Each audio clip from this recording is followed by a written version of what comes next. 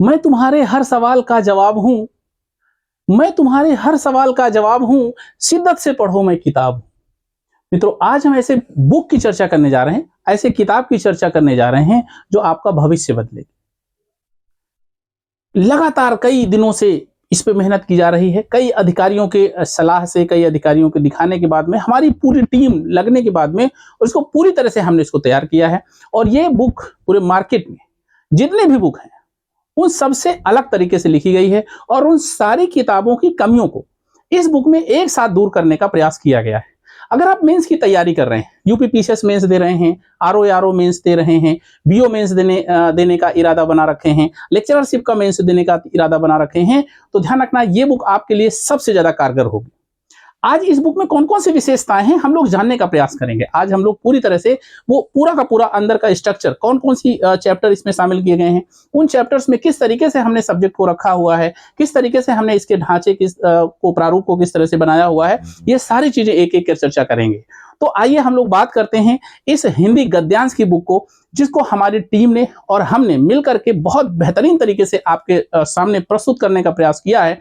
इस बुक में क्या विशेषताएं हैं हम लोग एक एक करके आपको बताने का प्रयास करेंगे। आपको अनुकूल का यहाँ पर हम दिखा रहे हैं और इसमें देखिए जो चैप्टर यहाँ शामिल किए गए सबसे पहले वो देख लीजिए। अपहृत गद्यांश का एक चैप्टर शामिल है, डिटेल में इसको जो है बताने का प्रयास किया गया है।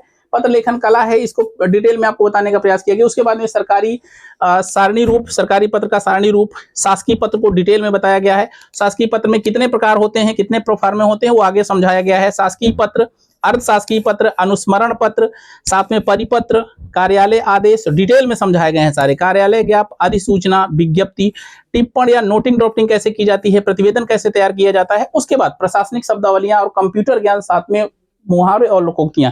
विशेषता यह है कि मुहावरे और लोकोक्तियों को आप एक बार देखिएगा, जिस तरह से लोग बोलते हैं कि भाई इस तरह से प्रयोग करना चाहिए, कि वर्तमान परिप्रेक्ष्य में इनके सारे के सारे प्रयोग आने चाहिए, एक एक आपको हम आपको दिखाएंगे। चलिए आगे चलते हैं, जरा देखते हैं। यहाँ पर देखिए, अगर हमें किसी भी अपठित गद्यांश का शीर्षक निकालना है तो शीर्षक निकालने का पूरा तरीका दिखाया गया है। यहाँ पर डिटेल में समझाया गया है कि शीर्षक आप कैसे निकालेंगे और किस तरीके से किसी भी गद्यांश के शीर्षक तक पहुंचेंगे। सटीक प्रकार तरीके सब दिए गए हैं, आप देखिएगा, डिटेल में पढ़िएगा, आराम से इसको आप कर सकते हैं और निकाल सकते हैं। उसके बाद में यहाँ पर दूसरा आता है सारांश कैसे लिखेंगे, है ना। सारांश लिखने का पूरा तरीका, कैसे आप सारगर्भित रूप से लिख पाएंगे सारांश को, और 1/3 जो पॉइंट होते हैं 1/3 में लिखना होता है पूरे गद्यांश को, ये यहाँ पर पूरा लिखाया गया है। सारांश लेखन का महत्व क्या है, क्यों करवाया जाता है, ये सारी चीजें। उसके बाद नीचे आएंगे तो यह सारांश लेखन की प्रक्रिया और सावधानियां, हमने सावधानी भी दिखाई है कि किस तरीके से सारांश लिखेंगे और उसमें कौन कौन सी सावधानियां बरतेंगे, कौन सी गलती नहीं करनी है, जिससे कि आपको पूरे नंबर मिलेंगे। ठीक है, चलिए आगे बढ़ जाते हैं। और फिर अगला चैप्टर इसमें है रेखांकित अंशों की व्याख्या। अब रेखांकित अंशों की व्याख्या आप वैसे ही जाकर के लिख चले आते हैं, नंबर कम मिलता है, लेकिन जब आप इसको पढ़ करके जाएंगे तो बेटर लिखेंगे और बेटर नंबर मिलेगा। ठीक है, अब देखिए यहाँ पर जो पत्र में आएंगे, पत्र लेखन में आएंगे, सबसे ज्यादा कंफ्यूजन होता है। तो पत्र में हमने पूरे के पूरे इसको चार्ट बेस में, सारणी बेस में इसको हमने दिखा दिया कितने पत्र पढ़ने हैं और किस तरीके से इनको आगे आप समझेंगे और ये क्या होते हैं। नॉर्मल इसमें हमने विशेषताएं दिखा दी हैं, और नॉर्मल विशेषताओं के बाद में फिर इसमें जो सबसे महत्वपूर्ण चीज पहला चैप्टर है वो है सबसे ज्यादा कंफ्यूजिंग और सबसे ज्यादा प्रॉब्लम वाला एक चैप्टर आता है, और वो है पत्र का सारणी रूप। और सारणी रूप में कई समस्याएं आती हैं। देखिए, हमने यहाँ पर डिटेल में आपको समझाने का प्रयास किया है, और समझाने के बाद में यहाँ पर हमने सारणी रूप की आवश्यकता क्यों पड़ती है, परिभाषा क्या होती है, क्यों इसको तैयार कराया जाता है, कितने कॉलम में तैयार कराया जाता है ना, ये सारी चीज देखिए आपको यहाँ पर समझाने का प्रयास किया। लेकिन सबसे महत्वपूर्ण चीज जो इसमें डाली गई है वो ये है, विशेष नोट्स डाला गया है। और विशेष नोट्स एक बार मैं पढ़ के आपको बताना चाहूंगा। जब किसी पत्र के दिए गए प्रारूप में प्रतिलिपिकरण और संलग्नक भी लिखा हो तो इस स्थिति पे अभ्यर्थियों को सावधानी से इसका उल्लेख करना होता है। किसी भी बुक ने ये नहीं बताया है कि अगर प्रतिलिपिकरण और संलग्नक भी दिया हुआ है तो कैसे लिखेंगे। पिछली बार पेपर आ गया, अब उसमें जो हल किए हैं उन हल करने में उन्होंने दिखा दिया, लेकिन अब यहाँ पर अगर आप देखेंगे तो प्रतिलिपिकरण को कैसे लिखा जाएगा, क्या होगा, ये सारी चीजें हमने यहाँ दिखा दी हैं। और इसके उदाहरण में भी हमने बताया है कि इसको किस तरीके से लिखेंगे। देखिए यहाँ पर उदाहरण है और यहाँ पर उसकी व्याख्या है, और यहाँ पर पूरा का पूरा सारणी रूप तैयार करके दिया गया है। दूसरी विशेषता कि सबसे ज्यादा आशय और विषय में होती है, कि अगर आप आशय और विषय लिखते हैं तो आप उठा करके सिर्फ विषय को उठा करके रख देते हैं, लेकिन ध्यान रखना है लेटर में आशय और विषय दोनों दिखाने होते हैं। तो आशय, विषय और आशय को पढ़ने के बाद समझना होता है, जिस तरह से सारांश लिखते हैं वैसे करना होता है, और यहाँ पर तब आपको पूरे नंबर मिलते हैं। 15 नंबर का होता है। आप सोचे 15 नंबर अगर 6 कलम बना करके किसी से 15 नंबर किसी एग्जामिनर दे देगा तो क्यों दे देगा। इसमें ये विशेषताएं जो हैं इनको आपको अच्छे से समझना है। और इसको इसमें अच्छे से समझाया गया है। ठीक, अगला पत्र आता है शासकीय पत्र या सरकारी पत्र। शासकीय पत्र में एक बड़ी कंफ्यूजन है कि हम प्रोफार्मा कौन सा प्रयोग करें, और प्रोफार्मा के लिए बुकों में सारा कंफ्यूजन दिया हुआ है। गलत कोई नहीं है, लेकिन गलत तरीके से दिया गया है, उसको स्पष्ट नहीं किया गया। यहाँ पर क्या है कि अगर आप शासकीय पत्र लिखते हैं तो शासकीय पत्र दो तरीके से लिखे जाते हैं। दो तरीके से, एक तो स्टेट गवर्नमेंट की तरफ से लिखा जाता है, एक सेंट्रल गवर्नमेंट की तरफ से लिखा जाता है। और पता है आपको, सेंट्रल गवर्नमेंट का प्रोफार्मा अलग है, स्टेट गवर्नमेंट का अलग है। हमने यहाँ पर समझाने का प्रयास किया है। सभी प्रतियोगी छात्रों के बीच शासकीय पत्र के प्रारूप को लेकर के बड़ा मतभेद है, क्योंकि अलग अलग किताबों में विभिन्न रूप से प्रारूप दिए गए हैं। लक्ष्य IAS एकेडमी ने इस मतभेद को दूर करने का प्रयास किया है।